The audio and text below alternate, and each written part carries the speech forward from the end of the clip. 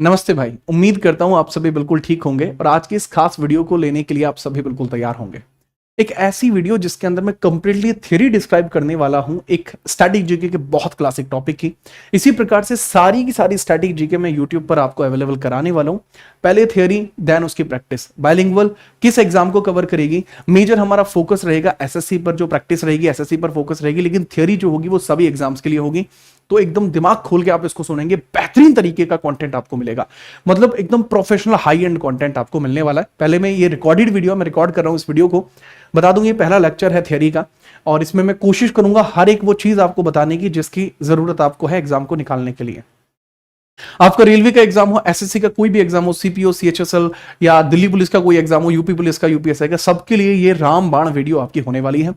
Special focus हमारा SSC की तरफ है, लेकिन फिर भी हर एक एग्जाम के लिए जरूरी होगा। मैं इस बात को शर्त लगा के कह सकता हूं, जब आप इस वीडियो को देख लें, आपने कोई पेड बैच ले रखा है, डजंट मैटर, किसी का भी पेड बैच है, आप इस वीडियो को देखने के बाद कमेंट कर देना हमने ये वीडियो देख ली है। पेपर में जाना, सेम टू सेम क्वेश्चन अगर ना मिले तो आके लिख देना कि क्वेश्चन आए इस टॉपिक से बट यहां से नहीं आए, मुझे अच्छा लगेगा। और अगर आए हो तो वो भी लिख देना। तो ये एकदम लेजेंडरी सीरीज होने वाली है। सीरीज का नाम जो आप मन में सोचें वही हो जाएगा। हम इसको इसी प्रकार से स्पष्ट तौर पर लेके आएंगे। अभी टॉपिक स्टार्ट करना है, बाद में इसकी जो थ्योरी होगी वो शाम को आपको प्रैक्टिस के तौर पर आप ही के चैनल जीत राणा जीएस पर देखने को मिल जाएगी। Now we are starting the class, वो भी बहुत खास। यहां पर आपको देखने को मिल रहा है कि कंप्लीट स्टैटिक जीके। तो हमारा जो टॉपिक है बेसिकली, वो टॉपिक हमारा क्या है? हमारा टॉपिक है दरअसल स्टैटिक जीके का। थोड़ा सा हम स्टैटिक जीके के बारे में बात कर लेते हैं, उसके बाद हम बाकी बात करेंगे किस तरीके से हम उसको ओवरऑल कवर करने वाले हैं। अब बच्चे, स्टैटिक जीके का मतलब क्या होता है? सर, स्टैटिक जीके का मतलब होता है कोई भी ऐसी चीज जो स्थिर है, कोई भी ऐसी चीज जो आपको स्थिर देखने को मिलती है, यानी स्टेबल आपको देखने को मिलती है, उसी को हम स्टैटिक जीके बोलते हैं। अब ये ज्यादातर डेटा वो होता है जो फैक्चुअल होता है, फैक्चुअल होता है, जो अनचेंजेबल डाटा होता है, अनचेंजेबल डेटा होता है जिसके अंदर कोई भी किसी प्रकार का कोई परिवर्तन नहीं आ सकता, जो आपका आधारित होता है, किसी भी कथन पर आधारित हो सकता है, या अपरिवर्तनीय डेटा होता है। अपरिवर्तनीय डेटा आपको देखने को मिलता है, वर्तनीय डेटा आपको देखने को मिलता है, अपरिवर्तनीय डेटा आपको देखने को मिलता है। स्टैटिक जीके ज्यादातर, जैसा मैंने बताया, कथनों पर ही आधारित होती है। उदाहरण के लिए स्टैटिक जीके का मैं बताऊं, जैसे आपसे मैं पूछूं कि हमारे पहले राष्ट्रपति कौन थे? राजेंद्र प्रसाद जी। ये कथन हो गया। अब से 10 साल बाद भी वो राजेंद्र प्रसाद जी ही रहेंगे, क्योंकि वो स्थिर है। स्थिर, स्टैटिक का मतलब ही होता है स्थिर, जिसमें परिवर्तन न हो सके। पॉलिटी में प्रोविजन चेंज हो जाते हैं क्योंकि वह एक डायनामिक सब्जेक्ट है, बट ये एक स्टैटिक सब्जेक्ट है, ज्यादातर फैक्चुअल चीजें होती हैं। अब पहले तो भाई स्टैटिक जीके कोई सब्जेक्ट ही नहीं होता था, बट धीरे धीरे विद द एवोल्यूशन ये एक सब्जेक्ट बनता चला गया। अब इसमें कई बार आपसे पूछा जा सकता है कि सर इसके अंदर कितने टॉपिक्स आप कवर कराएंगे? लगभग बाबू वैसे तो टीचर अलग अलग टॉपिक बताते हैं, कोई बताता है 75 टॉपिक है, कोई 100 टॉपिक बता रहा है, कोई 150 टॉपिक बता रहा है। मतलब उसका आप छोड़िए, जैसे मैं खुद भी इसके अंदर 100 टॉपिक्स बता देता हूं कई बार। उसके पीछे का रीजन है कि उनको बहुत ज्यादा बाइफर्केटेड मैं यहाँ पे कर देता हूं। बट वेयरएज अगर मैं बात करूं, वर्तमान तौर पर अगर मैं बात करूं, तो मैं आपको यूट्यूब के ऊपर कंप्लीट ही कराने वाला हूं। यूट्यूब पर मैं इसको कंप्लीट कराऊंगा, यूट्यूब पर मैं इसको कंप्लीट कराऊंगा, और ये आपके ऊपर निर्भर करेगा, आपका जैसा समर्थन रहेगा उस हिसाब से मैं इसमें टॉपिक्स को लेके आता रहूंगा। जैसी आप डिमांड करेंगे वैसी आपको चीजें मिलेंगी बेहतरीन वाली, लेकिन जब भी मिलेंगी आपको प्रीमियम मिलेंगी एकदम, ठीक है। अब जैसे मैं अगर स्टैटिक जीके की बाइफर्केशन की बात करूं कि सर स्टैटिक जीके के बारे में बात कर लेते हैं, इसका बाइफर्केशन कैसे होगा। अच्छा, एक बात और मैं थोड़ा सा स्पष्ट कर दूं, इसकी पीडीएफ आपको जीत राणा जीएस टेलीग्राम पे मिलेगी, बट मेरी दिली इच्छा है कि आप खुद से नोट्स बनाएं। अब आप जो चाहें आप कर सकते हैं, ठीक है। चलो बच्चे, अब स्टैटिक जीके के अंदर ही मैं आपको एक और स्पष्टीकरण दे दूं। जैसे इसमें ना, इसका बाइफर्केशन अगर आप करोगे तो अलग अलग हिस्सों में हो सकता है। सबसे इंपॉर्टेंट हिस्सा होता है इसका आर्ट एंड कल्चर, जिसमें लगभग 60% आपका जो स्टैटिक जीके है वो आ जाता है। इसके बाद आपका होता है कुछ अवार्ड्स होते हैं, ठीक है, जो पुरस्कार होते हैं, स्पोर्ट्स का होता है, अपॉइंटमेंट्स का होता है, बुक्स का होता है, बुक्स का आपको देखने को मिलता है। कुछ डिफेंस एंड रिसर्च होती है, डिफेंस एंड रिसर्च आपको देखने को मिलती है, ठीक है। इसके अलावा आपका कुछ ऐसा डेटा होता है जो सब्जेक्टिव होता है, सब्जेक्ट बेस्ड होता है। अब सब्जेक्ट बेस्ड कैसे कि बाबू कुछ लोग पॉलिटी में से भी कुछ स्टैटिक जीके निकाल देते हैं, जैसे कॉन्स्टिट्यूशन अमेंडमेंट को स्टैटिक में पढ़ा दिया, बट ऐसा नहीं है। मैं जो जैसे है वो वैसे ही पढ़ाऊंगा। पॉलिटी है तो मैं पॉलिटी में पढ़ाऊंगा, हिस्ट्री है तो मैं हिस्ट्री में पढ़ाऊंगा, ठीक है। पॉलिटी का डेटा हुआ, हिस्ट्री का हुआ, इकोनॉमिक्स का हुआ एंड ज्योग्राफी का हुआ। ठीक है, इसके अलावा आपका कुछ साइंस का भी आपका स्टैटिक जीके होता है।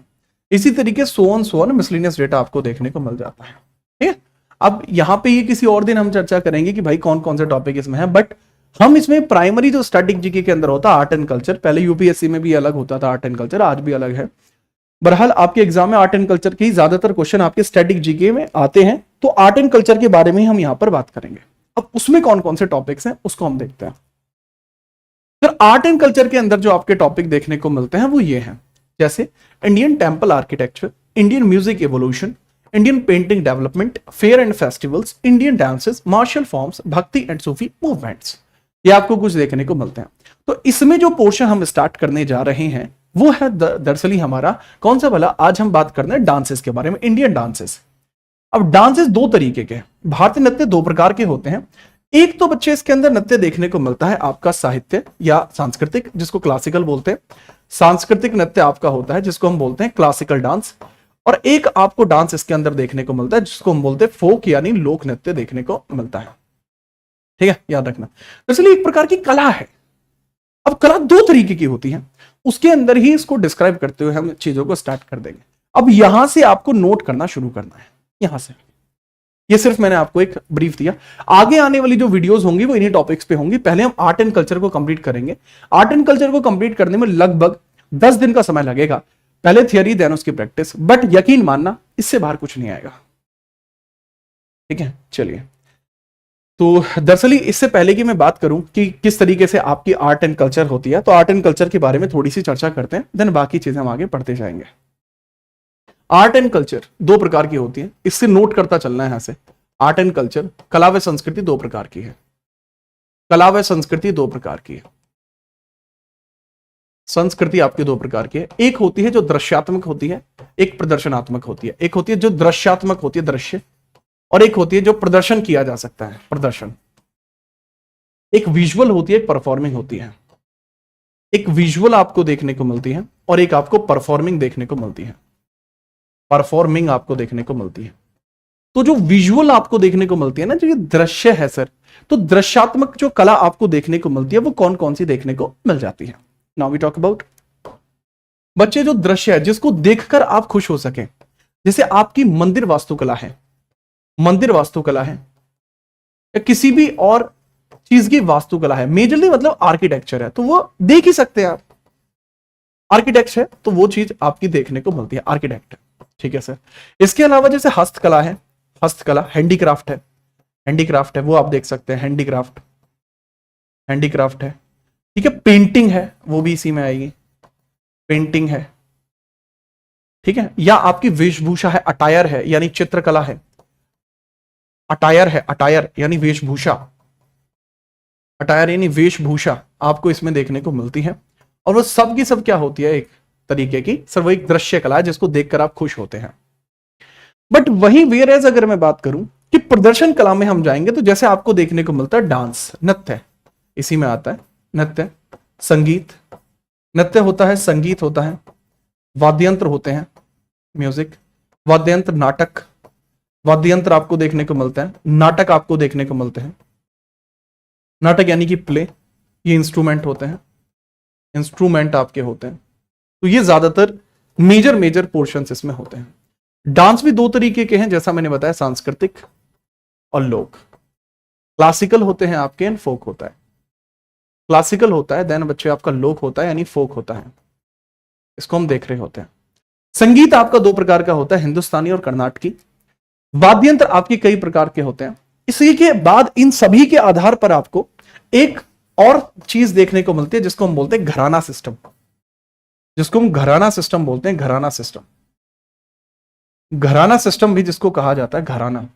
तो घराना भी इसी में परफॉर्मिंग में आता है कि भाई घराना सिस्टम वो संगीत गाते हैं या किसी भी वाद्ययंत्र से जुड़े हुए हैं या नाटक से जुड़े हुए हैं या लोक गायन से जुड़े हुए हैं, तो वो सबके सब इसी के अंतर्गत आपके आते हैं।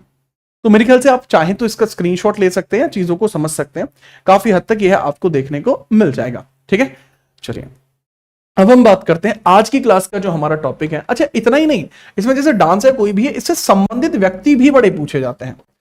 संबंधित व्यक्ति भी पूछे जाते हैं, संबंधित व्यक्ति। और आज का हमारा टॉपिक यही है कि संबंधित व्यक्तियों को भी हम पढ़ें, रिलेटेड पर्सनैलिटीज को भी हम पढ़ें बहुत अच्छे तरीके से। अपडेटेड 2025 तक इसमें हम बताएंगे। तो ये बेसिकली आज का हमारा टॉपिक है। डांसेस के बारे में हम पढ़ने वाले हैं और बड़े क्लासिक तरीके से पढ़ने वाले। व्हाइट कलर के पेजेस क्यों रखे गए हैं, बात को समझना। कुछ पेजेस को छोड़कर ज्यादातर पेज व्हाइट होंगे ताकि आप प्रिंट निकलवा सकें, ताकि आप इस चीज का प्रिंट निकलवा सकें।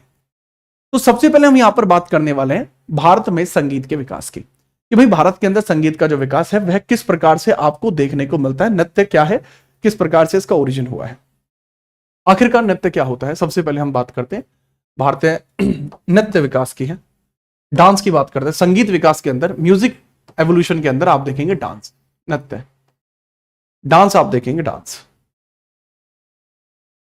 ठीक है। डांस की बात करेंगे तो यहां म्यूजिक की जगह बेसिकली आप डांस कर लीजिए। डांस एवोल्यूशन है, नृत्य का विकास है, डांस। ये गलती से गलत स्लाइड चली गई है, हाँ तो ये बेसिकली डांस है जी, डांस। नृत्य है, क्या है बाबू आपका, नृत्य है, नृत्य, नृत्य का विकास है।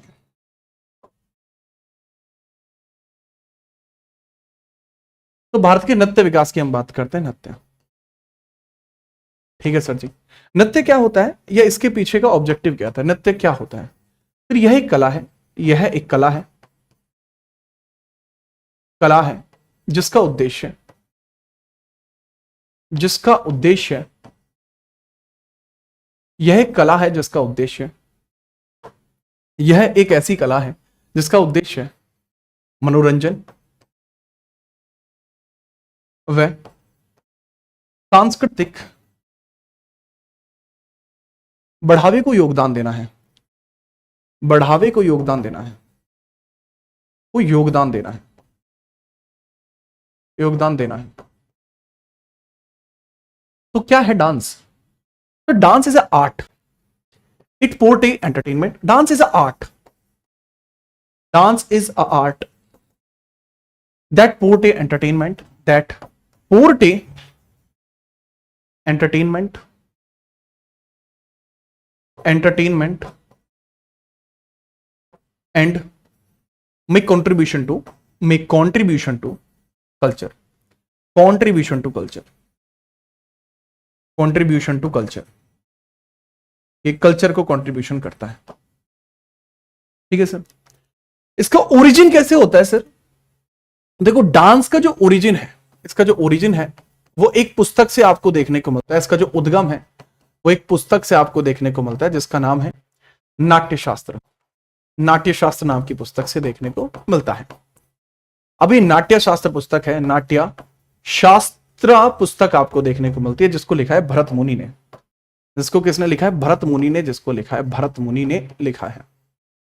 कहते हैं कि भरत मुनि को ब्रह्मा जी ने स्वयं अवतार दिया था।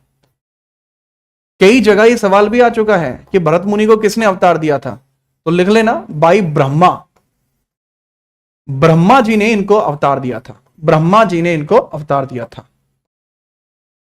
जो भगवान ब्रह्मा हैं, भगवान ब्रह्मा, इन्होंने इनको अवतार दिया था कि जाओ और जाकर नृत्य की रचना करो। अच्छा सर ये बात सच है, हाँ ये बात सच है। अगर हम बात करें नाट्य शास्त्र के बारे में, तो नाट्य शास्त्र को कई बार पंचम वेद भी कहा जाता है, इसको हम फिफ्थ वेद भी बोलते हैं, फिफ्थ वेदा भी बोलते हैं। अब ये पंचम वेद किस प्रकार से काम करता है, देखो दरअसल हमारे 4 वेद हैं। पहला हमारा वेद है बच्चे ऋग्वेद, फिर देखने को मिलता है यजुर्वेद, यजुर्वेद देखने को मिलता है, फिर हमें देखने को मिलता है सामवेद, और फिर देखने को मिलता है अथर्ववेद। अथर्ववेद आपको देखने को मिल जाता है।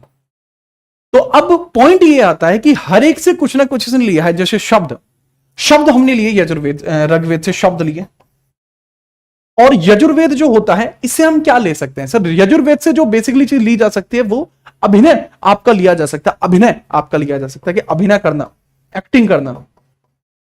यहां से सामवेद से आप संगीत ले सकते हैं, और अथर्ववेद से आप भाव ले सकते हैं, इमोशंस। तो कहने की बात हुई यहां से आप वर्डिंग्स ले लीजिए, यहां से आप एक्ट ले लीजिए, यहां से आप म्यूजिक ले लीजिए, और यहां से आप ले लीजिए इमोशंस, और इन सभी को मिलाकर आप क्या बना लेंगे सर, इन सभी को मिलाकर बन जाएगा आपका 5वां वेदा नाट्यशास्त्र। तो यहां से ओरिजिन होता है। अच्छा, समझ गए सर। अब सर एक बात बताइए, क्या इसका कोई हिस्टोरिकल एविडेंस भी हमारे पास है? जैसे आप बातें कर रहे हो, क्या आपके पास कोई हिस्टोरिकल एविडेंस है? तो आप इसकी ऐतिहासिक पृष्ठभूमि देख लीजिए, इसकी ऐतिहासिक पृष्ठभूमि आप देख लीजिए, पृष्ठभूमि आप देख लीजिए, इसका हिस्टोरिकल बैकग्राउंड आप देख लीजिए।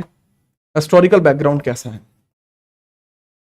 सर? इसके हिस्टोरिकल बैकग्राउंड की बात करते हैं कि वो हिस्टोरिकल बैकग्राउंड कैसा है। तो हिस्टोरिकल बैकग्राउंड से भीमबेटका केव्स है, उसकी दीवारों पर जो म्यूरल पेंटिंग्स है उसमें भी जिक्र किया गया है। जैसे भीमबेटका जो आपको देखने को मिलता है, इसके म्यूरल पेंटिंग्स में भी जिक्र है। भीमबेटका मध्य प्रदेश के अंदर है, यूनेस्को की साइट भी है। होमवर्क पहला, भीमबेटका को यूनेस्को साइट के अंदर कब शामिल किया गया? इसके ऊपर म्यूरल पेंटिंग देखने को मिलती है, कुछ म्यूरल पेंटिंग।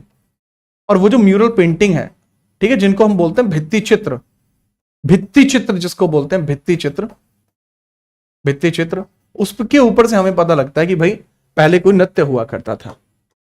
यही नहीं, अभी और सुनिए कि इंडस वैली सिविलाइजेशन यानी सिंधु घाटी सभ्यता, सिंधु घाटी में भी आपको मोहनजोदड़ो से डांसिंग आइडल मिलती है, डांसिंग गर्ल, नर्तकी की मूर्ति मिलती है, नर्तकी मूर्ति आपको मिलती है जो कांस्य की है, कांस्य की है। और ये आपको कहां देखने को मिलती है सर? मोहनजोदड़ो में, मोहनजोदारो में आपको देखने को मिलती है। इसको बोलते हैं डांसिंग ब्रॉन्ज गर्ल भी इसको बोला जाता है। तो ये भी हमें यहां से पता लग जाता है। अब इसके अंदर होता है कि भाई डांस परफॉर्म जब करते हैं, जैसे भरत मुनि की नाट्य शास्त्री है, तो क्या कहती है कितने डांस हो सकते हैं? भरत मुनि की नाट्य शास्त्र में किसी भी नृत्य का नाम नहीं दिया गया, कोई नाम ही नहीं है। बस ये कहते हैं कि भाई दो तरीके से डांस परफॉर्म हो सकता है, या तो आप लास्य भाव से कर दें या आप तांडव भाव से कर दें। तो इसके अंदर जो नृत्य के भाव दिए गए हैं वो दो हैं। इस नाट्य शास्त्र में कितने भाव दिए गए? लास्य और तांडव भाव दिए गए। दरअसल मैं यहां लिख देता हूं इसको, नृत्य के भाव की बात की गई है यहां पर कुछ इस प्रकार से कि भाई नृत्य के दो भाव हो सकते हैं, एक तो हो सकता है लास्य और एक हो सकता है तांडव। एक तो हो सकता है बाबू लास्य और एक हो सकता है तांडव। एक तो हो सकता है तांडव और एक हो सकता है बच्चे लास्य। ज्यादातर लास्य वुमेन के लिए होता है और तांडव मेल की शब्द यूज होता है, तांडव एंड ये लास्य। ये क्या है? ये शैली है, शैली, स्टाइल है, स्टाइल ऑफ डांस है, ये स्टाइल ऑफ डांस है। ये स्टाइल ऑफ डांस इस प्रकार से दो तरीके से हो सकती है। अब बात आती है कि सर तांडव जो परफॉर्म किया जाएगा और इन दोनों में डिफरेंस आपको क्या देखने को मिलता है? लय, गति और बल। लय का मतलब होता है टोन, गति का मतलब होता है मूवमेंट और बल का मतलब होता है फोर्स। तो इसके अंदर आपको टोन, मूवमेंट एंड फोर्स, जैसे जब तांडव किया जाता है तो आप देखते हैं इस तरीके से जो हाथ किए जाते हैं उसमें फोर्सफुली वो डांस किया जा रहा होता है, काफी तेज गति होती है उसमें और वो मायने रखती है। लेकिन वहीं लास्य में बात करें तो भाव, रस, अभिनय, एक्टिंग बहुत अच्छी होनी चाहिए क्योंकि महिलाओं का होता है भाव, रस, अभिनय। भाव, रस, रस का मतलब होता है फील और अभिनय, ये आपको देखने को मिलता है, ये काफी ज्यादा जरूरी आपका होता है। अब इसके अंदर ना बड़ी बड़ी इंपोर्टेंट बात आती है, जैसे लय, गति, बल, भाव, रस, अभिनय। तो लय का तो आप समझ गए, मूवमेंट, लय का हो गया टोन कि किस सुर में गा रहे हैं, किस सुर में गा रहे हैं। गति का आप समझ गए, मूवमेंट, बॉडी मूवमेंट कैसा है। बल यानी कदमों का स्पष्टीकरण कैसा है, कितने फोर्स के साथ नाच रहे हैं वो चीज। भाव, आप मन का भाव कैसा है। रस, रस होता है बेसिकली आपको कितने स्वाद आ रहे हैं, स्वाद आ रहे हैं कि रस आ गया भाई, कति क्या रस आ गया, जैसे पंजाबी में बोलते हैं जस आ गया भाई, ठीक है। तो वो एकदम से इसी की बात कर रहा होता है, वो इसी की बात बेसिकली कर रहा होता है। अब हम क्या करते हैं कि मैं आपको रस के बारे में बता देता हूं कि भाई रस यहां पर कौन कौन से देखने को मिलते हैं, ठीक है। अब कहने की बात यह है कि मेरे पेड बैचेस में से आपको एक बड़ी ही क्लासी सी चीज है जो मतलब क्योंकि मैं पहले पढ़ा चुका हूं सेम चीज, तो उसमें से ही मैं थोड़ा सा आपको हेल्प लेते हुए, ताकि आपकी जो वीडियो है वो टाइमली कंप्लीट हो। और ये लगाई क्यों नहीं गई है मुझे ये समझ में नहीं आ रहा है, जबकि मैंने बोला था कि भाई फाइल इसमें इंसर्ट हो जानी चाहिए। अभी भी वो यहां नहीं देखने को मिल रही है। एक सेकंड रुक जाइएगा।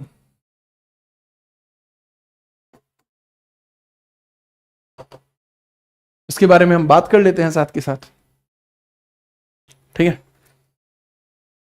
मुझे लगा था कि वो यहां पे लगी हुई मिलेगी बट नहीं मिली, क्या कर सकते हैं, कोई नहीं कोई नहीं, इसको एक बार इंसर्ट हो जाने दीजिए। चलिए ठीक है, तो ये पुराने एक बैच का है, कोई ऐसी परेशानी इसमें, कोई खासा परेशानी नहीं है। अब हम रस की बात करनी मुझे थी, तो रस की बात हम कर लेते हैं। ये आपको कुछ रस देखने को मिलते हैं जो इसी से संबंधित हैं कि शास्त्रीय संगीतों में रस कौन से होते हैं। जैसे श्रृंगार रस होता है, जो संयोग और वियोग प्रेम के लिए यही यूज किया जाता है। हास्य रस होता है लाफ्टर के लिए, आनंदमय भाव के लिए यूज करते हैं। रौद्र रस क्रोध या एंग्रस भावना के लिए यूज करते हैं। करुणा रस सोरो या दुख के लिए यूज करते हैं। विभत्स रस घृणा या हीनियस बिहेवियर के लिए यूज करते हैं। वीर रस साहस को दर्शाता है। अद्भुत रस आश्चर्य या सरप्राइज को दर्शाता है। भयानक रस फियर या डर को दर्शाता है। और शांत रस पेशिफा या शांति को दर्शाता है। बहुत ज्यादा जरूरी नहीं है, बहुत नॉमिनल सी बात है। अगर आप याद रखना चाहें रख सकते हैं, ना रखना चाहें ना रखें। आप इसका स्क्रीनशॉट बस आप थोड़ा सा ले लेंगे, ठीक है, याद रखना। नाउ वी टॉकिंग अबाउट कि हमारे कितने प्रकार के डांस हैं जो इन सभी रस वगैरह के ऊपर आधारित है। टाइप ऑफ डांसेस की हम बात करेंगे, कितने प्रकार के हमें नृत्य देखने को मिल जाते हैं। टाइप ऑफ डांसेस में आ जाइए, ये हमारे टाइप ऑफ डांस आपको देखने को मिलते हैं। कितने प्रकार के नृत्य हैं हमारे, ये बाबू 8 प्रकार के नृत्य आपको देखने को मिलते हैं। भरतनाट्यम, कथक, कुचिपुड़ी, उड़ीसी, कथकली, सत्रिया, मणिपुरी और मोहिनीअट्टम। तो भरतनाट्यम आपको देखने को मिलता है तमिलनाडु में। कथक आपको देखने को मिलता है, कथक आपको देखने को मिलता है कहां पर भला, उत्तर भारत में, ठीक है, याद रखना। कुचिपुड़ी आपको देखने को मिलता है आंध्रा में, आंध्रा में। ओडिशी आपको नृत्य जो देखने को मिलता है ये उड़ीसा में देखने को मिलता है, उड़ीसा में देखने को मिलता है। कथकली आपको देखने को मिलता है केरल में। सत्रिया आपको देखने को मिलता है असम में। मणिपुरी आपको जो देखने को मिलता है ये मणिपुर में देखने को मिलता है। और जो मोहिनी अट्टम आपको नृत्य देखने को मिलता है कि जो मोहिनी अट्टम है, तो मोहिनी अट्टम आपको केरल में देखने को मिलता है। केरल में आपको देखने को मिलता है मोहिनी अट्टम। ठीक है सर, हम समझ गए और इसमें हमें कोई परेशानी भी नहीं है, बहुत बढ़िया बात है। ये तो आपने माहौल ही बना दिया पूरा। अब बच्चे इसमें ये समझना कि क्लासिकल डांसेस जो हैं, ये जो शास्त्रीय नृत्य आपको देखने को मिल रहा है ना भारत के, इनके बारे में एक बात याद रखना कि ये इनकी संख्या जो है, इनकी संख्या, अगर इनकी संख्या की बात करूं, इनका काउंट की बात करूं कितने हैं, तो बच्चे अगर हम बात करें कि जो संगीत नाटक अकेडमी है जो इनको नोटिफाई करती है, संगीत नाटक अकेडमी जो आपको देखने को मिलती है, जो कि 1952 में बनी थी, 53 में उसका इनॉग्रेशन हुआ। पूछा जा सकता है कि बनी कब थी, तो आप याद रखेंगे 31 मई 1952 में वो बनी थी। 31 मई 1952 में बनी, 31 मई 1952 में बनी। लेकिन इसका जो इनॉग्रेशन होता है कि हनी इसका जो फीता कब कटेगा, 28 जनवरी 1953। लेकिन इनॉग्रेट कब होता है, फीता कब कटता है, इनॉग्रेट कब होता है, 28 जनवरी 28 जनवरी 1953। तो ये कहती है कि हमारे यहां 8 ही डांस है, ये कहती है हमारे यहां 8 ही डांस है जो आपको यहां देखने को मिले हैं। अब जैसे इसमें ना जो हमारी संस्कृति मंत्रालय है, जो हमारा संस्कृति मंत्रालय है, मंत्रालय आपको देखने को मिलता है। कल्चरल मिनिस्ट्री वो बताती है 9 है, जो कल्चरल मिनिस्ट्री है वो कहती है कि 9 है। कितने हैं जी, 9 आपको देखने को मिल जाएंगे, 9। अब वो 9वां किसको बताती है, वो छऊ को बताती है। छऊ डांस को वो 9वां बताती है। हमारे हिसाब से जो छऊ डांस है वो सेमी क्लासिक है, क्लासिक नहीं है इनके हिसाब से। और छऊ डांस का ओरिजिन या कुछ भी किस प्रकार से है वो समझिए। सर छऊ डांस झारखंड से शुरू हो रहा है, झारखंड से आपका शुरू हो रहा है। और झारखंड में आपको जगह देखने को मिलती है सरायकला, सरायकला आपको देखने को मिलती है, सरायकला। ये जगह का नाम है बाबू, सरायकला, यहां से स्टार्ट होता है। ये इसका मेन ओरिजिन था जहां से वास्तविकता में शुरू हुआ है, सरायकला। इसके अलावा आज की डेट में ये आपके पुरुलिया वेस्ट बंगाल में भी होता है, पुरुलिया वेस्ट बंगाल में भी होता है बाबू। एंड इसके अलावा आपको ये देखने को मिलता है कि पुरुलिया वेस्ट बंगाल के बाद ये मयूरभंज उड़ीसा में भी होता है, मयूरभंज उड़ीसा में भी आपको देखने को मिलेगा, होता है वहां पर भी है। ओरिजिन बाबू झारखंड से है, ठीक है। अब एक सवाल पूछा जा सकता है कि यार संस्कृति मंत्रालय जो है इसके हेड कौन है, आज की डेट में मंत्री कौन है? That is Gajendra Singh Shekhawat, that is Gajendra Singh Shekhawat, that is Gajendra Singh Shekhawat आपको देखने को मिलते हैं, गजेंद्र सिंह शेखावत। ये वर्तमान में मिनिस्टर हैं जो इस पूरे के पूरे मैटर को संभाल रहे हैं। अब इसमें 2-3 बातें आती हैं कि भाई इसमें ओल्डेस्ट डांस कौन सा है, ओल्डेस्ट कौन सा, लेटेस्ट कौन सा। वो भरतनाट्यम जो है this is oldest form of dance. ये क्या है, this is oldest form of dance, form of dance आपको देखने को मिलती है। एंड यहीं पर अगर मैं बात करूं कि जो लेटेस्ट है वो सत्रिया है, जो कि लेटेस्ट फॉर्म ऑफ डांस है। लेटेस्ट फॉर्म ऑफ डांस आपको देखने को मिलता है। फॉर्म ऑफ डांस इसको कहा जाता है। लेटेस्ट फॉर्म ऑफ डांस आपका क्या है? नवीनतम नृत्य आपका कौन सा है? नवीनतम नृत्य वो बच्चे आपका सत्रिया हो जाएगा, जो कि असम में होता है और इस सन 2000 में ही क्लासिकल डांस आपका बना है। सन 2000 में ही क्लासिकल डांस बना है। भरतनाट्यम पुराना है, बहुत पुराना है। तो अब हमारी ड्यूटी क्या बनती है कि मैं आपको हर एक डांस को एक एक करके आपके सामने क्लैरिफाई कर दूं कि जी इस डांस में ये होता है और जी इस डांस में ये होता है, ताकि आपके दिमाग में एकदम क्लैरिटी आ जाए हर एक डांस को लेकर। फिर मैं उसके संबंधित कलाकारों को आपको बता दूं, उनके द्वारा रिसीव किए गए अवार्डों को आपको बता दूं, जिससे कि आपको हर एक चीज क्लियर हो जाए। सर ये तो बढ़िया चीज है, तो बताइए सर। चलो भाई, अगर आप कहते हो तो बताते हैं। तो इसमें सबसे पहले हम किस डांस की शुरुआत करें? सर सबसे पहले हम बात करते हैं भरतनाट्यम के बारे में ही बात करते हैं। लीजिए सर, सबसे पहले भरतनाट्यम। तो बहु भरतनाट्यम के बारे में सबसे पहले तो आप ये लिख लेंगे कि इसका पुराना नाम भरतनाट्यम था ही नहीं।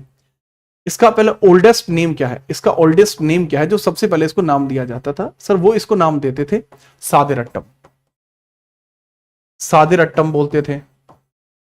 इसको अग्नि नृत्य भी बोला जाता है। इसको क्या बोलते हैं? अग्नि नृत्य भी बोला जाता है। अग्नि नृत्य भी इसको बाबू बोला जाता है। इसको अग्नि नृत्य भी बोला जाता है। फायर डांस या अग्नि नृत्य बोलते हैं। फायर डांस या इसको अग्नि नृत्य भी बोला जाता है। ठीक है, सादेरट्टम भी इसको बोलते हैं। होता कहां पे है सर? तमिलनाडु में देखने को मिलता है। तमिलनाडु में देखने को मिलता है। तमिलनाडु में देखने को मिलता है। तमिलनाडु में देखने को मिलता है। ठीक है सर जी। एक और बात बाबू समझना, जो भरतनाट्यम है यह आपका प्राचीनतम नृत्य है। यह प्राचीनतम है। इसके बारे में जो जानकारी है, इसके ओरिजिन की बात करूं, भरतनाट्यम के ओरिजिन की बात करूं, वो 2 किताबों में दिया गया है। पहला तो है सर जी नाट्य शास्त्र में दिया गया है। नाट्य शास्त्र में इसका ओरिजिन है। और बाबू इसका एक और ओरिजिन बताया गया है। एक और ओरिजिन बताया गया है। नाट्य शास्त्र भरत मुनि ने लिखी थी। भरत मुनि ने लिखी थी। और दूसरा ओरिजिन बच्चे इसका कहां दिया गया है? दूसरा ओरिजिन समझना, वो है नंदिकेश्वर की अभिनय दर्पण में। अभिनय दर्पण में देखने को मिलेगा जो इसके रूल रेगुलेशन है। ये किताब है बाबू, ये बुक्स हैं। ठीक है, अभिनय दर्पण। अभिनय दर्पण में आपको देखने को मिल जाएगा। जो किसने लिखी है? नंदिकेश्वर ने लिखी है भाई। नंदिकेश्वर, नंदिकेश्वर ने लिखी है। नंदिकेश्वर के द्वारा लिखी गई है, राइटर है। इसमें रूल रेगुलेशन बताई गई है। रूल के ये डांस कैसे परफॉर्म किया जाता है, रूल्स बताए गए। तो जैसे मैंने बताया इसका ओल्डेस्ट नेम सादेरट्टम था। तो सर फिर सादेरट्टम था तो भरतनाट्यम कैसे पड़ा? एक डांसर है इसके अंदर, कृष्णन अय्यर, वो इसको कहते हैं कि क्योंकि ये भारत का सबसे प्राचीनतम डांस है तो इसके नाम में सादिर की जगह भरत होना चाहिए था। तो भरतनाट्यम इसका ऐसे नाम पड़ा कि भाई सादेरट्टम का नाम परिवर्तन किसने किया? कृष्णन अय्यर नाम से। कृष्ण अय्यर इसी के परफॉर्मर है। कृष्ण अय्यर के द्वारा, कृष्ण अय्यर द्वारा नाम को क्या कर दिया गया? कृष्ण अय्यर द्वारा भरतनाट्यम नाम दिया गया। भरतनाट्यम नाम दिया गया। नाट्यम नाम दिया गया। ठीक है, चलिए अब बड़ी बात है कि सर ये डांस जब परफॉर्म होता है तो शैली कैसी होती है? बाबू लास्य शैली का डांस है, इसलिए मैंने लड़की लगाई है ताकि आपको पता रहे शैली कौन सी होती है, इसकी स्टाइल कौन सी है। सर जी इसकी स्टाइल ऑफ डांस हमें देखने को मिलती है। क्या बोला? लास्य शैली हमें देखने को मिलती है जो इसकी स्टाइल है। प्लस बाबू ये एक हार्य डांस भी है।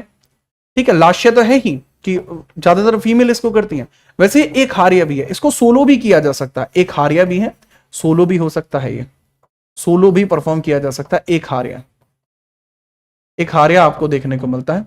तो लास्य और एक हार्य बहुत बहुत जरूरी होगा कि किस तरीके का डांस है। सर ये लास्य और एक हार्य तरीके का डांस आपको देखने को मिलता है। दूसरा, जैसा मैंने बताया कि बच्चे इसका नाम एक टाइम पर दासीअट्टम भी था, क्योंकि चिदम्बरम मंदिर में किया जाता था। एक टाइम पर भरतनाट्यम का नाम जो था वो दासीअट्टम भी था। दासीअट्टम भी इसी का नाम था। अनोदर नेम है इसका, अनोदर नेम दासीअट्टम। अनोदर नेम दासीअट्टम है। क्यों दासीअट्टम क्यों है? क्योंकि चिदम्बरम मंदिर में होता था। दासीअट्टम भी है क्योंकि ये कहां होता था बाबू? चिदम्बरम टेम्पल में होता था। चिदम्बरम तमिलनाडु में है। चिदम्बरम टेम्पल में होता था। और चिदम्बरम टेम्पल के ऊपर भरतनाट्यम के डिजाइन भी हैं। ठीक है, ये कहां होता है? तमिलनाडु में देखने को मिलता है, चिदम्बरम टेम्पल। ठीक है सर, तो अब हमें पता लगा इसका नाम दासियाट्टम भी है, एकार्य है, यानी सोलो, एक व्यक्ति भी इसको कर सकता है। जब ये भरतनाट्यम परफॉर्म किया जाता है तो किस भगवान की पूजा करते हैं? सर ये शैव धर्म से बिलोंग करता है, शैव धर्म से बिलोंग करता है, शैव धर्म का नृत्य है शैव धर्म। तो यानी ये शैविज्म भगवान शिव की पूजा करता है। ठीक है, आकाश तारकलिंगम पाताली हाट के ईश्वर मृत्युलोकी महाकाले त्रिलिंगम नमस्तुते। तो बेसिकली इसके अंदर पूजा किसकी की जाती है? भगवान शिव की आराधना इसके अंदर की जाती है। तो इसके बारे में भी आपको सीधे तौर पर याद रखना होगा। अब भरतनाट्यम की कुछ शैलियां होती हैं। शैली का मतलब क्या है? देखो, पढ़ाते सब हैं, मैं भी पढ़ा रहा हूं, और भी टीचर्स हैं वो भी पढ़ा रहे हैं, बाकी सब हैं, ठीक है, एसएससी वाले सर भी पढ़ा रहे हैं तो सब सर पढ़ा रहे हैं, अच्छा पढ़ा रहे हैं, लेकिन सबकी एक स्टाइल होती है, सबकी एक शैली होती है। ऐसे ही भरतनाट्यम सब कर रहे हैं, बट सबकी एक शैली होती है। अब 5 प्रकार की शैली आपकी मेजर देखने को मिलती है। अब उस शैली की हम बात करते हैं। अब वो शैली लिखी हुई इस वजह से है क्योंकि उसमें टाइम लगता, और उसमें ऐसा कुछ नहीं है जो बिल्कुल स्पेसिफाई करके बताया गया हो। तो हम इनकी शैलियों की बात कर लेते हैं, शैली आपको कौन कौन सी देखने को मिल जाती है। तो साथ ही ताकि आपकी पीडीएफ आपको जब मिलेगी तो आप उसको बहुत बढ़िया तरीके से और भी ज्यादा समझ पाएंगे। तो ये है बच्चे इसकी शैलियां जो आपको देखने को मिलती हैं। अब किस किस ने शुरू करी है वो भी देखिए। तंजावुर शैली है, तंजावुर शैली कडप्पा पिल्लई ने स्टार्ट करी है। पाडलूर शैली है जो मीनाक्षी पिल्लई ने स्टार्ट करी है। वजावुर शैली है जो रमैया पिल्लई ने स्टार्ट करी है। और कला क्षेत्र शैली है जो रुक्मणी अरुंडेल ने स्टार्ट करी है। और रुक्मणी देवी अरुंडेल बहुत बहुत फेमस है। रुक्मणी अरुंडेल आपको देखने को मिल जाती है, अरुंडेल आपको देखने को मिल जाती है जो बड़ी फेमस है। और मेलाटूर शैली आपको देखने को मिल जाती है जो मानगुंडी दौराय राज के द्वारा की जाती है। तो ये स्पेसिफाई शैली है जो आपको यहां पर देखने को मिल जाती है, काफी ज्यादा फेमस आपको देखने को मिलता है और इसके बारे में आपको पता होना चाहिए। अब हम बात करते हैं, कुछ स्टेप्स फॉलो किए जाते हैं जब आप भरतनाट्यम करते हैं। ऐसा ही नहीं है मुंह उठाया नाच लिए, ऐसा नहीं होता, इसके अंदर कुछ स्टेप्स होते हैं। ठीक है, we are going to discuss about the steps. कौन कौन से स्टेप्स आपको देखने को मिलते हैं। इसके कुछ चरण होते हैं, इस नृत्य को करने के कुछ चरण होते हैं, इस नृत्य को करने के कुछ चरण होते हैं। जहां आपको लगे कि आपको कुछ नोट करना है तो वीडियो पॉज कर सकते हैं। मुझे ऐसा लगता है कि पॉज का ऑप्शन आपके पास है, बाद में आप कमेंट करें कि आप तेज पढ़ा रहे हैं तो इसके लिए आप पॉज कर सकते हैं। मैं कोशिश कर रहा हूं कि आपका समय यूटिलाइज अच्छा हो।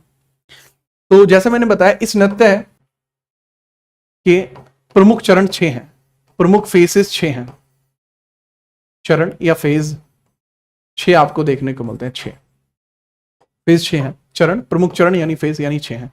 सबसे पहले स्टार्ट होता है अला रिपु से। अला रिपु का मतलब होता है कली का खिलना। अला रिपु का मतलब होता है कली खिलना। अला रिपु का मतलब होता है कली खिलना, पहला स्टेप है ये, कली खिलना यानी ये पहला स्टेप है लल्ला। इसके बाद होता है जाति स्वरम, स्वरों का मिलना, जाति स्वरम, स्वरों का मिलना। अला रिपु हाथों से परफॉर्म किया जाता है। लाइक अगर आपके हाथ ऐसे हैं तो जैसे आप डांस कर रहे हैं तो वो इस तरीके से कर लिए, दैट इज अला रिपु, राइट। तो ये पहला स्टेप होता है। दूसरा जाति स्वरम, स्वरों का मिलना, स्वरों का मिलना, ये दूसरा स्टेप है, स्वरों का मिलना। अब जो भी आप बोल रहे हैं सा, तो लाइक जो पीछे बोल रहे हैं वो भी सा को मैच करेंगे, वो जाति स्वरम होता है। स्वरम आपको देखने को मिलता है। इसके बाद आते हैं शब्दम, शब्दम पर आते हैं। अब शब्दों का मैच होना होगा, यहां पर शब्द मैच हो जाएंगे, शब्दम, शब्दम। इसके बाद वर्णम होगा, पूरा वर्ण मैच होगा, शब्दम वर्णम, वर्णम, वर्णम, पूरे के पूरे सेंटेंसेस मैच होते चले जाएंगे, वर्णम, वर्णम, वर्णम आपका हो जाएगा। इसके बाद पैरों की स्टाइल आपकी मैच होती चली जाएगी, परफॉर्मिंग स्टाइल, जिसको पदम बोलेंगे, पदम, पैरों की स्टाइल मैच होती चली जाएगी। और इसके बाद लास्ट होगा तिल्लाना, जो अंतिम स्वरूप पे आप अंत कर देंगे। तिल्लाना कुछ इस प्रकार से होता है कि हाथों को ऊपर ले जाते हैं, पैर तिरछे हो जाते हैं स्लोप में, वो तिल्लाना आपका होता है। ये अंतिम फॉर्म इसकी होती है, तिल्लाना आपको देखने को मिल जाता है। और इसी के साथ ये डांस परफॉर्मिंग कंप्लीट होती है। This is performance complete dance. अब बच्चे यहीं पर समझना होगा आपको कि तिल्लाना हो गया, जैसे अला रिपु, जाति स्वरम, शब्दम, वर्णम, पदम, तिल्लाना। अब इसी के बारे में याद रखना कि ये यहां पर कंप्लीशन के अंदर आता है। और एक और बात इसमें याद रखना, यही नहीं अभी और समझिए कि बाबू ये इसका लास्ट स्टेप होता है। ये सवाल आ चुका है, लास्ट स्टेप कौन सा है, फर्स्ट स्टेप कौन सा है। पूछते हैं कि कौन से वाद्य यंत्र की जरूरत पड़ती है। वाद्य यंत्र कौन सा चाहिए? अगर आप इसको परफॉर्म कर रहे हैं तो किस वाद्य यंत्र की जरूरत होती है? करताल, वीणा, मृदंगम। करताल, वीणा, मृदंगम की जरूरत होती है। वीणा, मृदंगम की जरूरत होती है, मेजर मृदंगम की जरूरत होती है। ये बाबू ये वाद्य यंत्र इंस्ट्रूमेंट है, ये चाहिए आपको। करताल चाहिए, वीणा चाहिए, मृदंगम चाहिए। आपको करताल चाहिए, वीणा चाहिए और मृदंगम चाहिए। मृदंगम आपको चाहिए, इसकी जरूरत होगी ही होगी, ठीक है। That is very specify and very good. आप चाहे तो स्क्रीनशॉट ले लें, चाहे तो इसको नोट कर लें, कोई परेशानी मेरे ख्याल से आपको नहीं आएगी, ठीक है, याद रखना, ठीक है, कोई इशू नहीं होगा, ठीक है। अब भरतनाट्यम के बारे में याद रखना, 1910 में इसको बैन भी कर दिया गया था। बेसिकली इनको बैन नहीं किया था, जो इसके फाउंडर है, भरतनाट्यम का जो नाम दिया है, जो कृष्णन अय्यर है, कृष्ण अय्यर है, कृष्ण अय्यर है, उनके डांस स्टाइल जो थे वो बहुत कामुक थे। कामुक समझते हैं ना आप? कामुक थे बेसिकली, वो बहुत ज्यादा, आप समझ रहे हैं, आई गेस अंडरस्टैंड, आप समझ गए कि कृष्ण अय्यर जो है 1910 में ब्रिटिशर्स ने उनको बैन किया था। British ban them, British ban them, Britishers ने उनको बैन कर दिया था, पर लेटर ऑन इसको वापस से रिजनोवेट किया गया।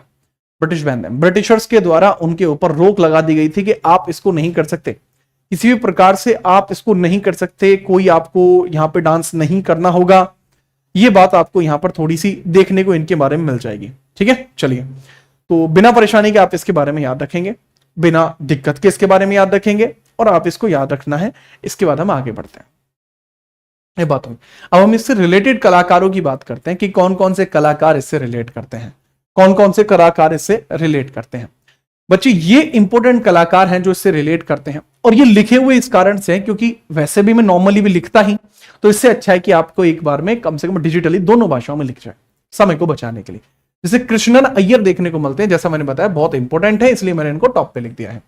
इसके बाद रुक्मणी देवी अरुंडेल आपको देखने को मिलती हैं, जिनको 1956 में पद्म भूषण मिला था, और राज्यसभा में नियुक्त होने वाली पहली महिला, राज्यसभा में प्रथम महिला भी यही नियुक्त हुई हैं। प्रथम महिला जो नियुक्त हुई वो भी यही थी, राज्यसभा में प्रथम महिला जो नियुक्त हुई, first women in Rajya Sabha appointment यही है। राज्यसभा में 12 सदस्यों को नियुक्त किया जाता है राष्ट्रपति के द्वारा, तो उसमें पहली महिला यही है। यामिनी कृष्णमूर्ति, सर ये कुचिपुड़ी भी करती हैं, यामिनी जी कुचिपुड़ी भी करती हैं, और ये डांस तो करती हैं, यामिनी जी का बहुत अच्छा डांस करती हैं यामिनी जी। टीवी चंद्रशेखर है, टी बाला सरस्वती है, मल्लिका साराभाई है, सोनल मानसिंह है, अच्छा, और जो अलारमेली वेली, आपको अलार्मल वेली देखने को मिलती है, दोनों के दोनों ओडिशी भी करती हैं, ठीक है। ओडिशी जो डांस है ना, जो ओडिशी डांस है वो काफी हद तक भरतनाट्यम से मैच करता है। अच्छा, कई बार लोगों को लगता है कि सर मंगल चरण भी एक स्टेप है जो भरतनाट्यम में होना चाहिए था, मंगल चरण, हो सकता है अभी तक आपने कमेंट पेल दी हो, ठीक है। मंगल चरण उड़ीसी में है, मंगल चरण जो स्टेप है that is performed in Odissi. आप सर्च कर सकते हैं, किसी भी प्रकार से डेटा देख सकते हैं, सोर्स देख सकते हैं, उड़ीसी डांस के अंदर ही मंगल चरण होता है, स्टार्टिंग उड़ीसी की मंगल चरण से होती है, ठीक है, बात को समझना, क्योंकि वो सिमिलर है ना काफी हद तक। तो सोनल मानसिंह है, अलार्मल वेली है, याद रखना। मीनाक्षी सुंदरम पिल्लई है आपकी, लीला सैमसन है, नर्तकी नटराज है, और उर्मिला सत्यनारायण है। अब इसके लिए चाहे तो आप निमोनिक बना लें, बट मेरा ऐसा मानना है अगर आप इसको 2 से 4 बार देखेंगे, हल्के मोटे किसी स्थान पे फंस जाते हैं, तो इसको 2-4 बार देखने के बाद ही आपको रिवाइज हो जाएगा। मैं यही मानते हुए कि आपको रिवाइज हो गया। निमोनिक वीडियो अगर आप चाहिए आप लिख देना, निमोनिक वीडियो मैं सिर्फ आर्टिस्टों पर ले आऊंगा अलग। लेकिन हमारा आज का कॉन्सेप्ट क्या है कि मैं आपको जितना ज्यादा हो सके उतना डेटा आपको प्रोवाइड करूं, तो I am just providing you more and more data. तो उसके लिए थोड़ा सा हमें समय देना होता है, तो हम इसमें समय दे रहे हैं इसको, ठीक है। तो ये थोड़ा सा आप याद रखना कि ये सारे होते हैं। वैसे ज्यादातर नाम जो है वो भगवान वाले नाम इसमें रिलेट करते हैं, जैसे भगवान श्री कृष्ण, रुक्मणी, यामिनी, यहाँ पे भी कृष्ण आ गया, ठीक है। चंद्रशेखर, भगवान शिव को चंद्रशेखर बोलते हैं। बाला सरस्वती, भगवान आ गया। मल्लिका, भगवान का जैसा नाम है, ठीक है। सोनल मानसिंह अलग से याद रखना पड़ेगा, अलार्मिका वेली अलग से याद रखना पड़ेगा। मीनाक्षी सुंदरम, मीनाक्षी भगवान, देवी का नाम मीनाक्षी होता है। लीला, भगवान की अलग ही लीला है, ठीक है। नटराज, भगवान शिव को नटराज भी बोलते हैं। और सत्यनारायण, भगवान सत्यनारायण की जय, ठीक है। तो मेजरली भगवान वाले नाम है इसके। आगे बढ़ते हैं। इसके अंदर जो सोनल मानसिंह है, इनको भी पद्म विभूषण मिल चुका है 2003 में। यंगेस्ट भी हैं ये पद्म विभूषण प्राप्त करने के लिए, यंगेस्ट भी आपको देखने को मिल जाएंगे, यंगेस्ट भी हैं पद्म विभूषण को गैदर करने के लिए, ठीक है। ये भी आप इसमें याद रख सकते हैं। आगे बढ़िए। अलार्मर विल्ली भी ओडिशी करती है। आगे बढ़ो। अगला डांस, अगला डांस की बात करते हैं सर। कथक किस प्रकार का डांस आपको देखने को मिलता है? कथक किस प्रकार का डांस आपको देखने को मिल जाता है? अब हम उसी की बात करेंगे सीधे तौर पर कि भाई कथक किस प्रकार का डांस आपको देखने को मिलता है। देखो, कथक एक ऐसा डांस है जो एक नृत्य नाटिका है। जैसे मैंने बताया, कथक पहले होता कहां है वो समझिए, परफॉर्म कहां होता है। कथक परफॉर्म कहां होता है? मुझे ना एक कलर बनाना दो। ये ना बहुत ज्यादा शार्प हो रहा होगा, अब ठीक है। कथक कहां पर होता है, कहां होता है सर? ये उत्तर भारत में होता है। कहां? अर्थात उत्तर भारत में ये होता है। उत्तर भारत में कहां होता है? उत्तर भारत में होता है, नॉर्थ इंडिया में होता है। ऐसा नहीं है कहीं एक आध जगह होता हो, ये पूरे के पूरे नॉर्थ इंडिया में आपका होता है। ठीक है। और रायगढ़ घराना हुआ, जैसे रायगढ़ में होता है, रायगढ़ में रायगढ़ घराना हुआ, घराना। जयपुर घराना हुआ, जयपुर। लखनऊ, जयपुर लखनऊ। कानपुर, आगरा, आगरा, ग्वालियर, इन सब जगह होता है, इसलिए इसको हम कहते हैं कि उत्तर भारत में होता है।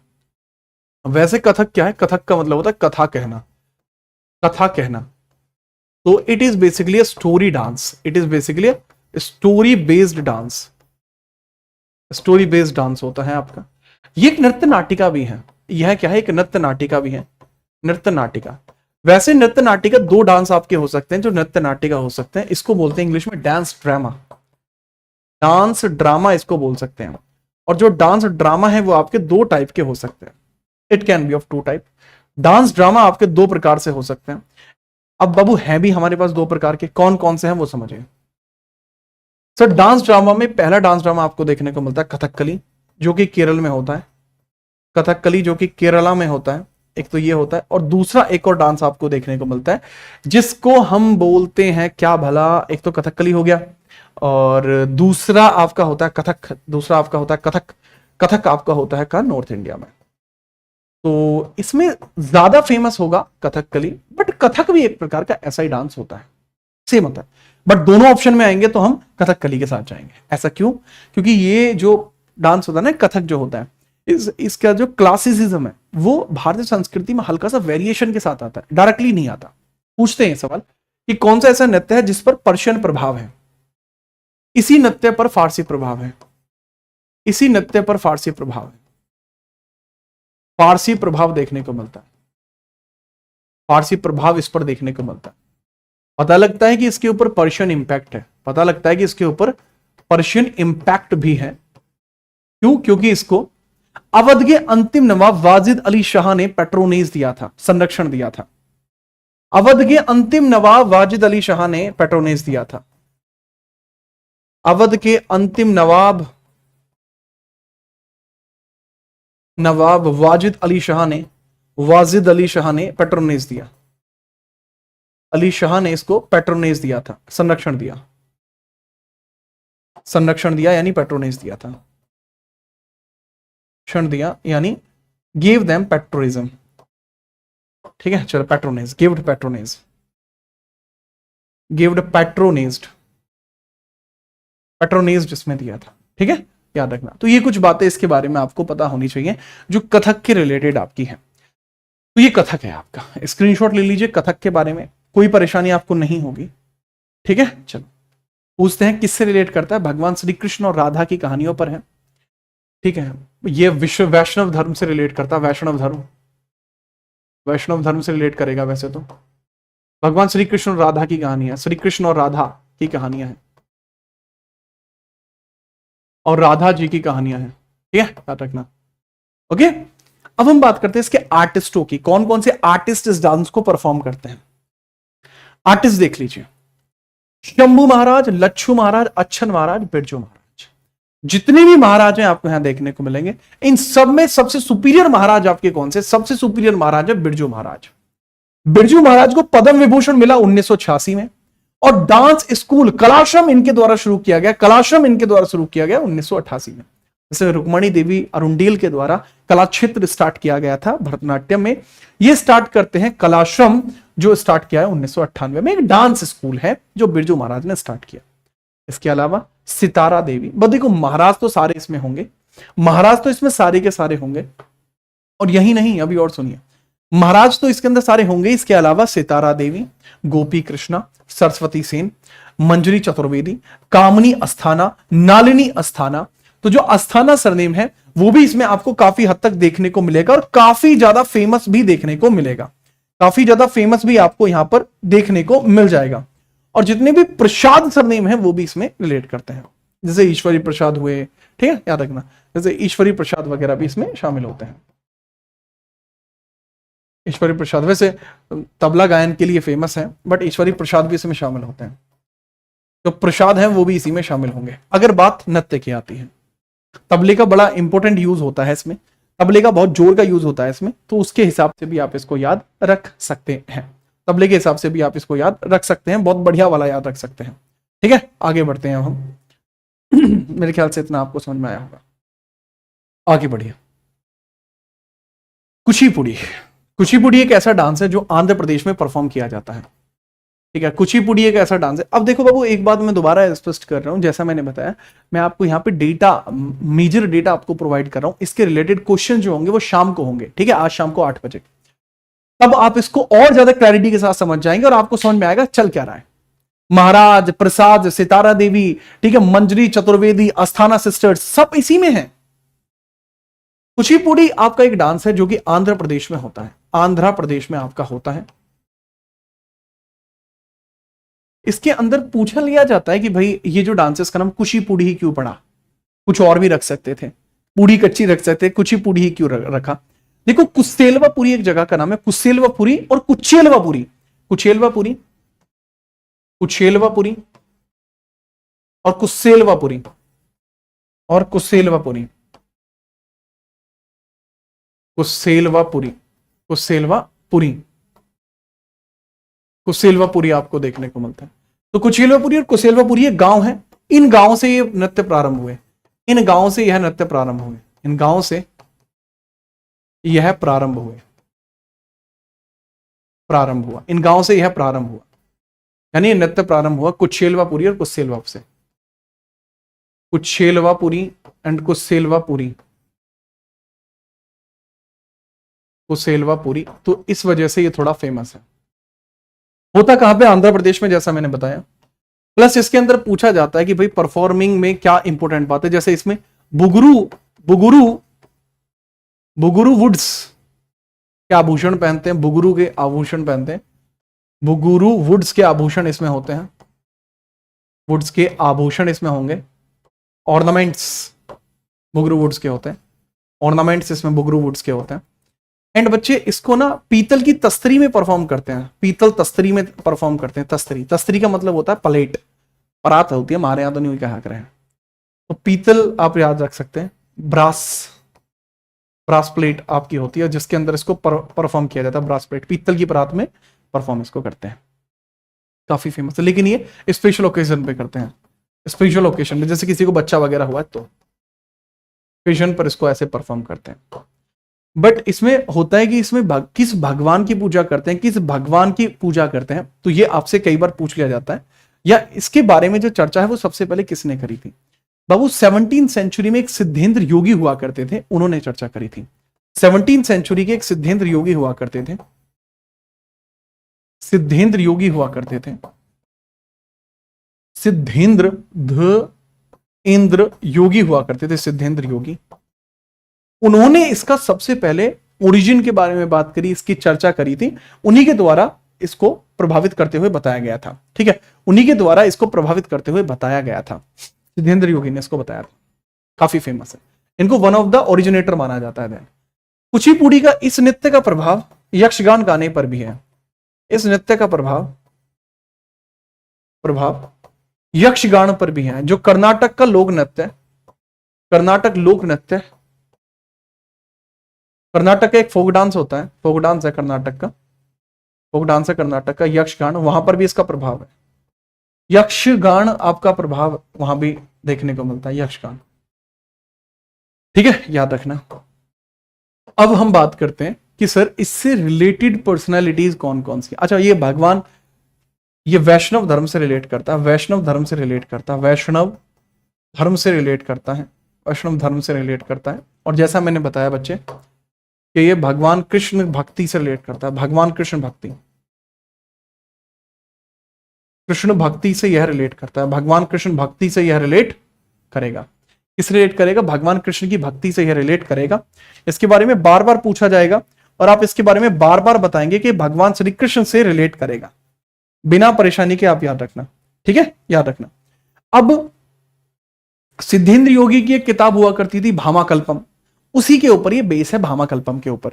सिद्धेंद्र योगी का एक ग्रंथ था भामाकल्पम, इनका एक ग्रंथ था भामाकल्पम, भामाकल्पम। अब ये भामाकल्पम है क्या? तो भामाकल्पम दरअसली स्टोरी है एक सत्यभामा की। भामाकल्पम, भामाकल्पम भगवान श्री कृष्ण जी की वाइफ, ये स्टोरी है बेस्ड ऑन सत्यभामा, सत्यभामा, सत्यभामा पर रिलेट करती है। अब सत्यभामा कौन है? भगवान श्री कृष्ण की वाइफ है, ये भगवान श्री कृष्ण की वाइफ है, wife of Lord Krishna, wife of Lord Krishna, भगवान श्री कृष्ण जी की वाइफ है। ये एनवियस है, मतलब बहुत ज्यादा ईर्ष्यालु है पर सुंदर है, ईर्ष्यालु पर सुंदर। अब देखो ये तो नॉर्मल सी बात है, जो सुंदर है वो छोटी मोटी ईर्ष्या तो रखेगी, है ना। ईर्ष्यालु भी है, ईर्ष्यालु है बट सुंदर है, ब्यूटीफुल बट एरोगेंट, सुंदर आपको देखने को मिलती है। तो इस वजह से अगर भगवान श्री कृष्ण किसी और को देखते थे तो बड़ी नाराज हो जाती थी, तो मुंह वगैरह बनाती थी। तो इसमें उसकी एक्टिंग परफॉर्म करते हैं, सत्यभामा जी की एक्टिंग परफॉर्म करते हैं, वही एक नृत्य बन गया। ये सिद्धेंद्र योगी की मानसिक कल्पना थी जो बहुत फेमस हुई, वही कुचिपुड़ी बन गया। इससे रिलेटेड पर्सनैलिटी देखो, अच्छी बात यह है बाबू, जिस जिसमें भी रेड्डी आएगा वो सब इसी में रिलेट करेंगे, जिस जिसमें भी रेड्डी आएगा सब इसी में करेंगे। नायडू आएगा वो भी इसी में करेंगे, राजा रेड्डी, राधा रेड्डी, ठीक है, वैजंती काशी इसी में है, मल्लिका साराभाई, सर मल्लिका साराभाई तो भरतनाट्यम भी करती है। हाँ जी, ये भरतनाट्यम भी करती हैं और यहां पर भी है, नाट्यम भी करती है और यहां पर भी है, तो दोनों का याद रखना। अब हिंट बनाते हैं तो यहीं पे बच्चे फंस जाते हैं, अगर हिंट बनाते हैं तो यहीं बच्चे फंसते हैं। यामिनी कृष्ण मूर्ति आपको देखने को मिलती है। यामिनी कृष्ण मूर्ति को 1968 में पद्मश्री और पद्म भूषण 2001 में मिला था, यामिनी कृष्ण मूर्ति को। गुरु वेम्पा चिन्ना सत्यम सबसे फेमस यही हुए हैं, गुरु वेम्पा चिन्ना सत्यम सबसे ज्यादा फेमस, गुरु वेम्पा चिन्ना सत्यम ही आपको देखने को मिल जाएंगे, काफी ज्यादा फेमस रहे हैं, ठीक है, काफी ज्यादा फेमस रहे हैं। ओके, यामिनी कृष्ण मूर्ति भी आपकी भरतनाट्यम भी परफॉर्म करती हैं, नाट्यम भी परफॉर्म करती हैं, आप जानते हैं इस बात को। इसके अलावा लक्ष्मी नारायण शास्त्री, लक्ष्मी नारायण शास्त्री, स्वप्ना सुंदरी और शोभना नायडू ये करते हैं। और जो श्रीदेवी थी उनको भी ये करना आता था। तो ये पर्सन हुए, you can take the screenshot. Now moving further, आगे बढ़िए, ओडिसी नृत्य की बात करते हैं। ओडिसी नृत्य आपका कैसा देखने को मिलता है? ये उड़ीसा में परफॉर्म किया जाएगा। ये तो बहुत कॉमन सी बात हो जाएगी कि भाई ओडिसी नृत्य कहां पर किया जाता है, तो बड़ी कॉमन सी बात हो जाएगी कि उड़ीसा के अंदर ये नृत्य किया जाता है, क्योंकि भाई आपको सीधा पता लग रहा है कि उड़ीसा के अंदर ये किया जाएगा, ठीक है। ब्रह्मेश्वर मंदिर पर इसको उत्कीर्णित किया गया है, उड़ीसा में किया जाता है। और इसका जो उत्कीर्णन है, उत्कीर्णन, उत्कीर्णन ब्रह्मेश्वर मंदिर पर किया गया। उत्कीर्णन यानी इंस्क्रिप्शन, इंस्क्राइब किया गया, इंस्क्रिप्शन। इंस्क्रिप्शन इसका कहां किया गया है बाबू? ब्रह्मेश्वर मंदिर पर किया गया, ब्रह्मेश्वर मंदिर पर किया गया, ब्रह्मेश्वर मंदिर पर किया गया, ब्रह्मेश्वर मंदिर पर किया गया, ब्रह्मेश्वर मंदिर पर किया गया। तो बाबू जो इसका उत्कीर्णन किया गया है वो कहां किया गया है? सर उत्कीर्णन इसका ब्रह्मेश्वर मंदिर पर किया गया है, ठीक है, याद रखना। कोणार्क के सूर्य मंदिर पर भी किया गया है, कोणार्क के सूर्य मंदिर पर भी, कोणार्क सूर्य मंदिर पर भी, इसकी दीवारों पर इसको लिखा है, ठीक है, मंदिर पर भी, इन दोनों की दीवारों पर इसको लिखा गया ओडिसी नृत्य को। बड़ी बात आपको यह देखने को मिलती है सर जी, ये जो नृत्य है ये महारिष संप्रदाय के द्वारा किया जाता है, महारिष संप्रदाय के लिए किया जाता है, महारिष संप्रदाय के द्वारा किया जाता है। भाई महारिष संप्रदाय, महारिष एक ट्राइब है वहां की, या संप्रदाय आप कह सकते हैं, संप्रदाय के द्वारा, महारिष संप्रदाय के द्वारा इसको परफॉर्म करते हैं, संप्रदाय के द्वारा, कम्युनिटी, बेसिकली कम्युनिटी डांस है इसका, महारिष कम्युनिटी का डांस है। फेमस होता है, काफी बेहतरीन है, भगवान शिव को समर्पित है, भगवान शिव की पूजा इसके अंदर आराधना की जाती है। लेकिन महारे संप्रदाय करता था, पहले महारे संप्रदाय जब करता था तो भगवान शिव की पूजा करता था। आज की डेट में नहीं होती भगवान शिव की पूजा, अब नहीं करते भगवान शिव की पूजा ओडिशी में। अब ओडिशी नृत्य भी आधारित किस पर हो गया है? भगवान श्री कृष्ण पर। यह भी आधारित हो गया है किस पर? भगवान कृष्ण पर आधारित हो गया है, भगवान कृष्ण पर आधारित हो गया है। अच्छा बाबू, ये मंदिर कहां पे? ब्रह्मेश्वर। ये दोनों के दोनों ही ओडिशी मंदिर हैं, ये दोनों के दोनों ही उड़ीसा के मंदिर आपको देखने को मिलते हैं, उड़ीसा के मंदिर आपको देखने को मिल जाते हैं।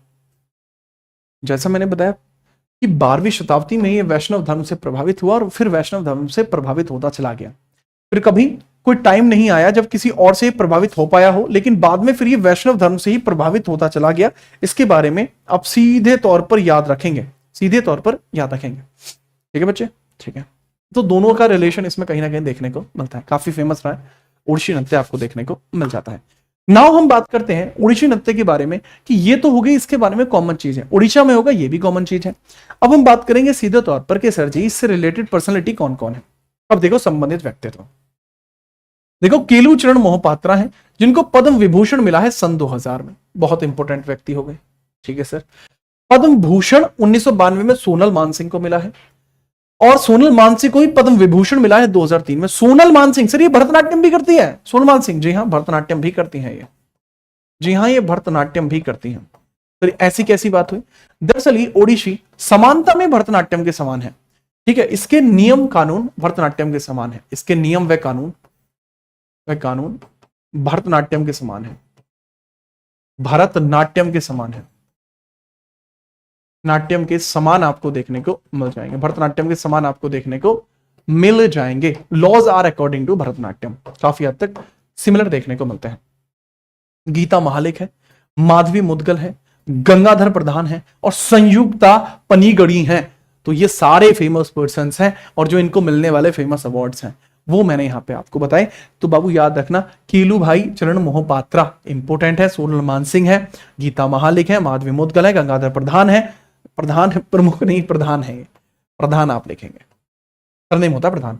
ठीक है, और आपकी संयुक्ता पनीगड़ी आपको देखने को मिल जाएंगे। तो ये सारे याद रख लेना, अपडेटेड है। ठीक है, चलिए आगे बढ़ते हैं, अगले डांस की तरफ हम चलते हैं। अगला डांस आपको देखने को मिलता है मणिपुरी डांस। मणिपुरी डांस और ज्यादा फेमस आपको देखने को मिल जाएगा, मणिपुरी डांस आपको और ज्यादा फेमस आपको देखने को मिल जाएगा, जिसको हम रासलीला डांस भी बोलते हैं, रासलीला डांस भी बोलते हैं। इसको हम क्या बोलते हैं? रासलीला डांस, रासलीला नृत्य भी बोलते हैं, रासलीला नृत्य भी इसको बोला जाता है। पूछते हैं कि जी कौन सा डांस है? रासलीला नृत्य भी आप इसको बोल सकते हैं। अब बड़ी बात इसमें यह आ जाती है कि रासलीला डांस है तो ये क्या यूनेस्को की साइट में है? जी हाँ, 2013 में यूनेस्को की साइट में भी ऐड किया गया था, इंटेंजिबल में 2013 में यूनेस्को साइट में भी इसमें शामिल किया हो रखा है। ठीक है, चलो अब इसके कई सारे खंड आपको देखने को मिलते हैं, मणिपुरी नृत्य के कई सारे फीचर्स खंड आपको देखने को मिलते हैं। जैसे इसके अंदर आपको अलग अलग परफॉर्म होती है, पुंग चोलाम, डोल चोलाम, करतल, पुंग चोलाम, डोल चोलाम, डोल चोलाम, करतल चोलाम, करतल चोलाम, करतल चोलाम आपको देखने को मिलता है। तो पुंग हो गया, डोल हो गया, डोल चोलाम हो गया, करतल चोलाम हो गया। ये फेमस नाम बात बता रहा हूं, इसके फीचर्स आपके बता रहा हूं। और ठांगटा इसके अंदर इंपोर्टेंट आपको देखने को मिलता है, नगाड़े, ढोल, तांडव। ठीक है, ये नगाड़ों के साथ होता है, नगाड़े, ढोल, तांडव। ठीक है, करताल चोलाम के बारे में पूछ लेते हैं कि भाई करतल चोलाम आपका किससे रिलेट करता है? करतल चोलाम आप तांडव बता देंगे। और थांगटा आपका किससे करता है? भाले से। थांगटा रिलेट करता है भाले से, थांगटा, थांगटा, थांगटा आपका किससे रिलेट करता है? भाला और तलवार से परफॉर्म होता है। इसको मार्शल डांस भी बोलते हैं। Thangta is martial dance, Thangta एक मार्शल डांस है, मार्शल डांस है, मार्शल डांस आपको देखने को मिल जाता है। ठीक है, चलो बाकी सारे के सारे इसके हिस्से हैं। ये नगाड़ों के साथ होता है, ये ढोल के साथ, ये तांडव के साथ, ये भाला, स्पीयर, भाला यानी स्पीयर, तलवार यानी सूवर्ड, इसके साथ ये बेसिकली आपका परफॉर्म होता है। ठीक है, चलो तो बहुत इंपॉर्टेंट आप इसके बारे में याद रखेंगे। भगवान वैष्णव के लिए है, यानी भगवान विष्णु के लिए ही परफॉर्म होता है। रासलीला आपको दिखाई दे रहा है, भगवान विष्णु से रिलेट करेगा।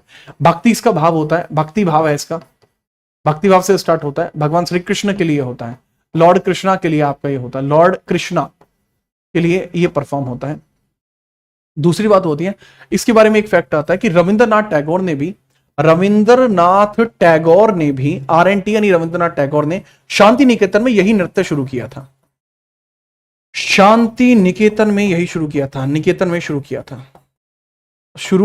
था, यानी basically he tried this in Shanti Niketan. Shanti Niketan में यार वो कोई और डांस भी कर सकते थे, पर यही किया क्योंकि इसका कल्चरल इंपॉर्टेंस बहुत ज्यादा है, इसलिए ये जो डांस है वो परफॉर्म किया गया था। इंपॉर्टेंट पर्सनैलिटी जो इससे जुड़ती हैं, अमूबी सिंह, गुरु बिपिन सिंह, राजकुमार सिंहजीत सिंह, जावेरी सिस्टर, दर्शना जावेरी, जावेरी सिस्टर्स का हिस्सा है, बिंबवती देवी, चारू माथुर और देव यानी चलिया। जो चलिया सरनेम आपको देखने को मिलता है, चलिया आपका मणिपुरी सरनेम है, तो इसके बारे में भी आप याद रखेंगे, ठीक है। बाकी भाई अमूबी सिंह फेमस है, गुरु बिपिन सिंह बहुत बहुत बहुत बहुत ज्यादा फेमस है।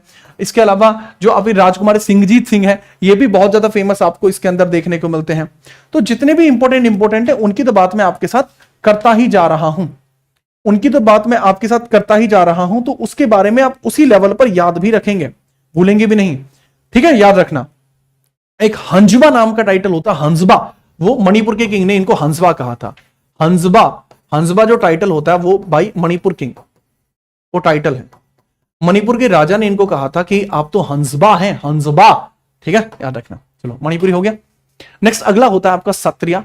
सत्रिया परफॉर्म किया जाता है बाबू असम में, सत्रिया असम में परफॉर्म किया जाता है। लेटेस्ट है ये, लेटेस्ट, इसको सन 2000 में ऐड किया गया था, सन 2000 में एडेड ये आपको देखने को मिल जाएगा, ठीक है। लेटेस्ट है, लेटेस्ट नवीनतम है, नवीनतम आपको देखने को मिल जाएगा बाबू, नवीनतम आपको देखने को मिल जाएगा। सत्रिया जो डांस होता है, इसका जो भाव होता है ये भी आपका लास्य भाव का है, सत्रिया भी लास्य। मेजरली इसको फीमेल करती हैं। मेल कैटेगरी के वाला डांस कथकली होता है, बेसिकली कथकली मेल कैंडिडेट कर रहे होते हैं, ठीक है। तो इसके बारे में भी आप याद रखेंगे, ठीक है। वैष्णव धर्मी करते हैं। अब इसके बारे में भी पूछ लिया जाता है कि भाई सत्रिया डांस के बारे में और जानकारी आप एकत्रित करिए, इसके बारे में और जानकारी आप बताइए, कई बार पूछ लिया जाता है, ठीक है। तो याद रखना, 15वीं शताब्दी में एक शंकर देव हुआ करते थे, उनके द्वारा इसको इनिशिएट किया गया था। 15th सेंचुरी के शंकर देव, सेंचुरी के अंदर शंकर देव आपके हुआ करते थे, उनके द्वारा इसको ओरिजिनेट किया गया था। शंकरदेव के द्वारा इसको ओरिजिनेट किया गया था 15th सेंचुरी में। तो ये इसका ओरिजिनेशन बताता है, ये बताता है कि इसका ओरिजिनेशन किस प्रकार से हुआ, ये भगवान श्री कृष्ण से रिलेट करता है। और बोरगीत से ये किया जाता है, बोरगीत होता है, बोरगीत होता है जिसके साथ यह किया जाता है, साथ यह होता है, ठीक है, बोरगीत के साथ होता है, ठीक है बाबू, याद रखना। और सत्रिया के बारे में मैं आपको बता दूं कि बाबू ये भगवान श्री कृष्ण के लिए ही किया जाता है, ठीक है भाई। लाडले मैंने बेरा है कि थारा सारी बात समझ में लाग रही है, तो एक बार ना कमेंटा में बता भी दियो किसी लाग रही है वो है चलो इसके बाद हम बात करते हैं, आपको देखने को मिलता है इंपॉर्टेंट पर्सनैलिटी, जैसे गुरु जतिन गोस्वामी, शरोडी सेकिया, रिंजुमणि और रीनूमणि शेखिया, भूपेन हजारिका, इनको भारत रत्न मिला है। 2019 में इनको भारत रत्न भी मिला है, ठीक है, याद रखना। और आपकी इंदिरा बोरा आपको देखने को मिलती है, ज्यादा इंपॉर्टेंट नहीं है, बट हाँ भूपेन हजारिका इंपॉर्टेंट है, जतिन गोस्वामी इंपॉर्टेंट है, बस बाकी नहीं, बाकी ध्यान रख लेना सब। कथकली आपका एक डांस होता है जो केरल में होता है, ये तांडव भाव का होता है, ये एक नृत्य नाटिका होता है। और यह कैसे भाव का होता है सर जी, पता है भाव, पता है कैसा, इसका तांडव भाव होता है, इसका कैसा भाव है, तांडव भाव इसका आपको देखने को मिलता है, ठीक है भाई। तांडव भाव आपको देखने को मिलता है,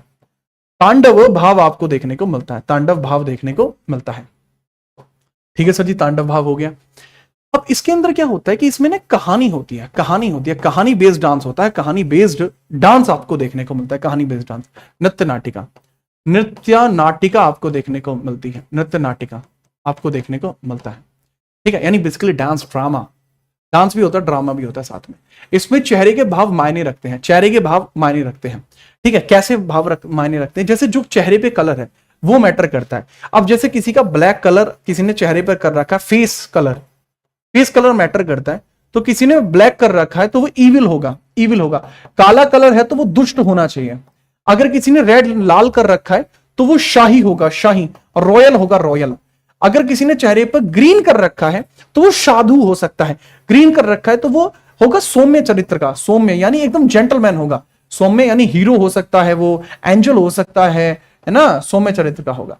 और अगर किसी ने येलो कर रखा है तो वो साधु होगा। येलो यानी साधु होगा या महिला होगी, महिला या साधु होना चाहिए। प्रीस्ट होते हैं वो येलो कलर का रखते हैं। तो एक कथकली आपको देखने को मिलता है, बहुत पुराना ओरिजिन आपका होता है। इसमें भगवान श्री कृष्ण भक्ति की जाती है, श्री कृष्ण भक्ति इसके अंदर की जाती है, श्री कृष्ण भक्ति इसके अंदर की जाती है। इसके अंदर आपको एक त्योहार भी देखने को मिलता है, कृष्णाष्टम। कृष्णाष्टम पर इसका प्रभाव है।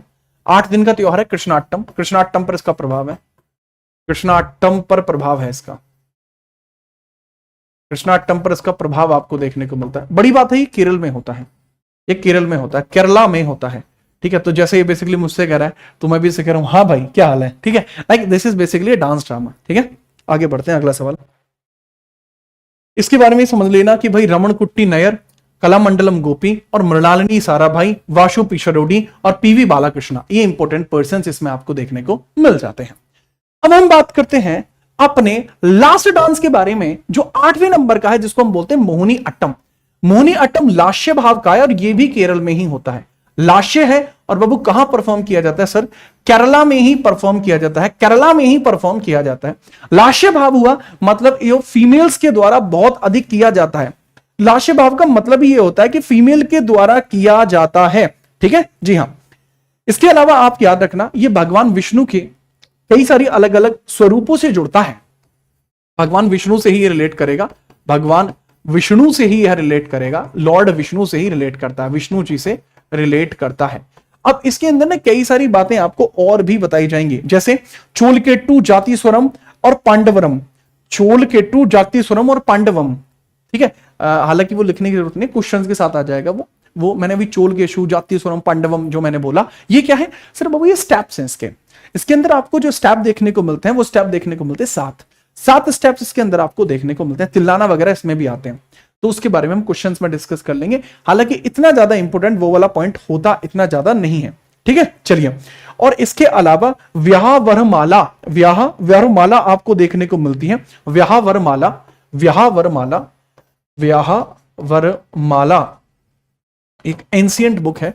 व्याह वरमाला, व्याह वरमाला ये पुरानी पुस्तक है, एंशिएंट बुक है, जिसमें इसके एविडेंसेस हमें देखने को मिलते हैं। एविडेंसेस हमें देखने को मिलते हैं, एविडेंस।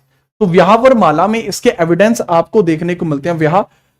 व्याहवरमाला में इसके देखने को मिलते हैं, जो मजहा मंगलम के द्वारा लिखी गई है। मजहा मंगलम के द्वारा, मजहा मंगलम द्वारा लिखी गई है, मंगलम द्वारा लिखी गई है। तो काफी ज्यादा फेमस व्याह मंगलम के द्वारा लिखी गई है जो रचना है, वो भी आपको देखने को मिल जाएगी। कैसा डांस है? एक हार्य डांस है, ये भी सोलो परफॉर्म हो सकता है। एक हार्य डांस है, सोलो परफॉर्म हो सकता है। एक हार्य डांस है, सोलो परफॉर्म हो सकता है, सोलो हो जाता है। प्लस बड़ी बात है, ये मणिप्रवाल भाषा में होता है। जब जब ये डांस होगा तब तब आपको एक भाषा देखने को मिलेगी, मणिप्रवाल भाषा। एक भाषा देखने को मिलेगी जिसको हम बोलेंगे मणिप्रवाल भाषा। मणिप्रवाल भाषा में होता है, मणिप्रवाल में, मणिप्रवाल भाषा में आपको देखने को मिलता है, मणिप्रवाल में। अब मणिप्रवाल क्या है बच्चे? मणिप्रवाल 3 भाषाओं का संयोजन है, तमिल, मलयालम और संस्कृत। तमिल, मलयालम और संस्कृत का मिश्रण आपका ये होता है, संस्कृत का मिश्रण आपका ये होता है। ठीक है, याद रखना। और इसके रिलेटेड जो क्वेश्चंस होते हैं वो इसके बारे में और ज्यादा क्लैरिटी देते हैं। इसके जो क्वेश्चंस होते हैं वो इसके बारे में और ज्यादा क्लैरिटी बेसिकली आपको वो देते हैं, याद रखना, वो बहुत ज्यादा देते हैं। ठीक है, याद रखना। नगई नटुकम, नगई नटुकम इसका एक प्रकार होता है, नगई नटुकम सिर्फ बता दिया है, वो क्वेश्चंस में आएगा ना, इसलिए नगई नटुकम। ये पर्सन जो इंपॉर्टेंट पर्सन है, जैसे सुनंदा नायर, पल्लवी कृष्ण, कला मंडलम, कल्याण कुट्टी अम्मा, ये वो है जिनको ऐसा कहा जाता है, ये वो है जिनको ऐसा कहा जाता है जैसे इन्होंने इसको रीजनोवेट किया था। इसका पुनर्जन्म, इसका पुनर्जन्म, इस नृत्य का पुनर्जन्म इन्होंने ही किया है। एक उदय शंकर भी आपको देखने को मिलते हैं, उदय शंकर, जो कि फेमस है मॉडर्न डांसर के तौर पर, मॉडर्न डांस के तौर पर, जो भारत के अंदर मॉडर्न डांस को लेकर आए उदय शंकर हैं, वो भी मोहिनी अट्टम करते हैं।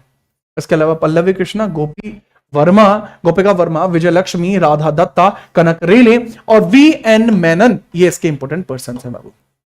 ठीक है, याद रखना। अब इनको निमोनिक अगर चाहिए तो बता देना, एक शॉर्ट वीडियो आएगी निमोनिक वाली।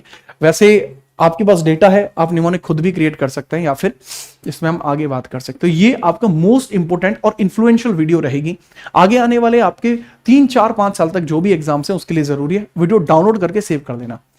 बड़ी बात, अब इसकी जो प्रैक्टिस आपकी होगी, इसकी जो प्रैक्टिस आपको देखने को मिल जाएगी, वो आपको देखने को मिल जाएगी अपने ही चैनल पे शाम को। आपका जो चैनल है इसी पर शाम को तथास्तु सीरीज में इसकी हम संपूर्ण व्याख्या करेंगे, प्लस इसके बारे में बात करेंगे।